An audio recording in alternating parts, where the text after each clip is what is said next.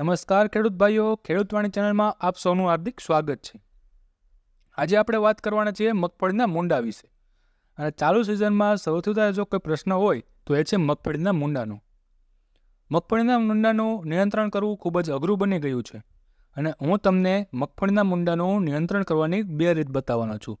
એક છે રાસાયણિક પદ્ધતિ અને બીજું છે ઓર્ગેનિક પદ્ધતિ. અને ઓર્ગેનિક પદ્ધતિમાં એક એવી દવા બતાવવાનો છું જેનાથી તમને સારામાં સારું રિઝલ્ટ મળી જશે. ચેનલને લાઇક કરજો, શેર કરજો, તેમજ ખેડૂતવાણીની બાજુમાં સબસ્ક્રાઈબનું બટન આપેલું છે એના પર ક્લિક કરી સબસ્ક્રાઈબ કરી દેજો. હવે મગફળીના મૂંડાનું જો આપણે નિયંત્રણ કરવું હોય તો સૌથી પહેલાં આપણે તેનું જીવનચક્ર સમજવું જોઈએ. આ જીવતના પુખ્ત હોય 18થી 20 મીમી લાંબા હોય છે અને 7થી 9 મીમી પહોળા હોય છે. જીવતના મુક્ત પુખ્ત હોય પહેલાં સારા વરસાદ બાદ સંધ્યા સમયે જમીનમાંથી બહાર આવે છે. જે દિવસ દરમિયાન ખેતરના સેઢાપાડા પર આવેલા યજમાન વૃક્ષો કેવા હોય તો કે આંબલી, વડ, સરગવો, લીમડો, રાવણો, જામફળી, ચીકુ, કેળ તથા આંબા પર એકઠા થાય છે. સંવનન બાદ માદા કીટક જમીન પર આવીને વહેલી સવારે જમીનમાં આશરે 10 સેન્ટીમીટર ઊંડાઈ ઈંડા મૂકે છે. હોલોટેચિયા કંચનગુન્યા એટલે કે મૂંડાનો એક આ પ્રકાર છે.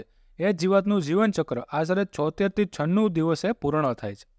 જેમાં ઈંડા અવસ્થા 8થી 10 દિવસની હોય, ઈયળ અવસ્થા એટલે કે મૂંડાની અવસ્થા 56થી 60 દિવસની હોય અને કોસેટા અવસ્થા 12થી 16 દિવસની હોય છે.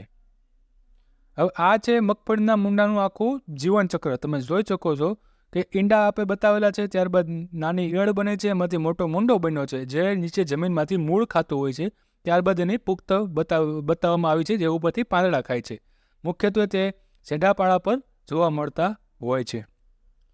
મગફળીના મૂંડાનું તમે જોઈ શકો છો કે આર્થિક નુકસાન કેવી રીતે છે. આ જીવતના વધુ પડતા ઉત્પાદનને લીધે પાકમાં મોટા મોટા ખાલા પડી જાય, જેને લીધે મગફળીના ઉત્પાદનમાં 20થી 80% સુધીનો ઘટાડો થઈ શકે છે.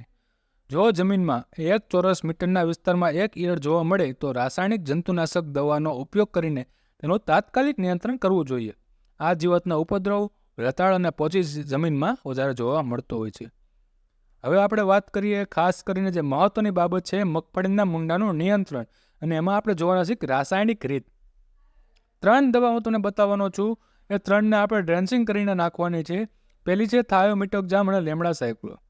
જો તમે બાજુમાં ચિત્રમાં જોઈ શકો છો કે જે પડઘમ નામની દવા આવી છે તેમાં થાયોમિટોક્ઝામ અને લેમડા સાયક્લોથ્રીન હોય છે અને એક પંપમાં 20 મિલી નાખીને ડ્રેન્ચિંગ કરી શકો છો તમે.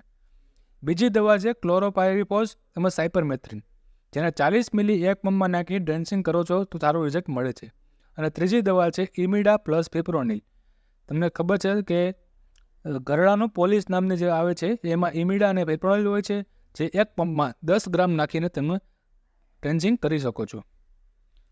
હવે ખાસ કરીને રાસાયણિક રીતમાં એક મહત્વની બાબત, હાલ તો ચોમાસાની શરૂઆતમાં સારો વરસાદ થાય ત્યારે જમીનમાં રહેલા ઢાલિયા ખેતરના સેઢાપાડા ઉપર ઝાડના જેવા કે લીમડો, બાવળ, બોરડી, ખીજડો, ઉમરો એવા ઉપર એકઠા થતા હોય છે. આવા ઝાડ પર aggregation pheromone dispenser methoxy benzene જેને કહેવામાં આવે છે એ 4-5 નંગ નાખવાના પ્રતિ ઝાડ ઉપર લગાવવાથી ત્યાં વધુ કિંગ એકઠા થાય છે.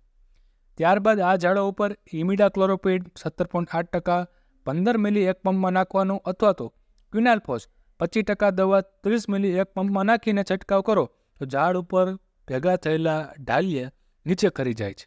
અને સાંજના સમયે એ સેઢાપાડા પરના ઝાડને હલાવી એના પર બેઠેલા ઢાલિયાને નીચે પાડી કેરોસીનવાળા વાસણમાં ભેગા કરવાથી તમને 50%થી વધુ નિયંત્રણ કરી શકો છો.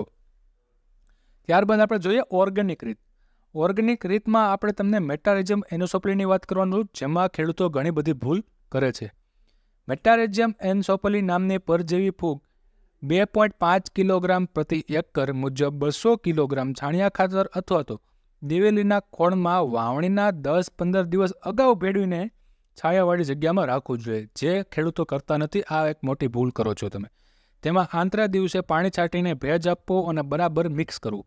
આ રીતે મેટારેજિયમ એનિસોપ્લી વડે સમૃદ્ધ કરેલું છાણિયું ખાતર અથવા તો દિવેલીનો ખોળ વાવણી વખતે ચાસમાં આપી દેવો જોઈએ. બીજું છે 1 કિલો EPN. માર્કેટમાં EPN નામની એક દવા મળે છે. 1 કિલો EPNનું દ્રાવણ બનાવીને 1 એકરમાં તમે એને ડ્રેન્ચિંગ કરી શકો છો. બીજું છે બ્યુવેરિયા. બ્યુવેરિયા એક પંપમાં 50 ગ્રામ નાખીને તમે ડ્રેન્ચિંગ કરી શકો છો. ત્રીજું છે મેટારેજિયમ. એ એક પંપ 50 ગ્રામ એક પંપમાં નાખીને તમે ડ્રેન્ચિંગ કરી શકો છો. બિવેરિયા અને મેટારિઝમ જુનાગઢ કૃષિ યુનિવર્સિટી ખાતે તમને મળી જશે. હવે સૌથી મહત્ત્વની વાત હું તમને કરવાનો હતો એ છે કે માર્કેટમાં રોજડા, ઢોર અને ભોંડ બગાડવાની એક દવા મળે છે, તેનું નામ છે કડુકિંગ. હવે કડુકિંગ નામની દવામાં પણ તમને સારું પરિણામ મળે છે. ખેડૂત મિત્રો, તમે કડુકિંગનો પણ ઉપયોગ કરી શકો છો. જો તમે ચેનલમાં નવા હોય તો ખેડૂત વાણીની બાજુમાં સબસ્ક્રાઈબનું બટન આપેલું છે, તેના પર જોઈન કરીને આવી અવનવી માહિતી, ખેતીલક્ષી માહિતી, કોઈ યોજના લગતી માહિતી તેમજ વરસાદના આગાહીના સમાચાર તમે મેળવી શકો છો. જો આ વિડીયો પસંદ આવ્યો હોય તો ચેનલને લાઇક કરજો, સબસ્ક્રાઈબ કરી દો તેમજ વધુમાં વધુ ખેડૂત સુધી પહોંચે એવી રીતે શેર કરજો.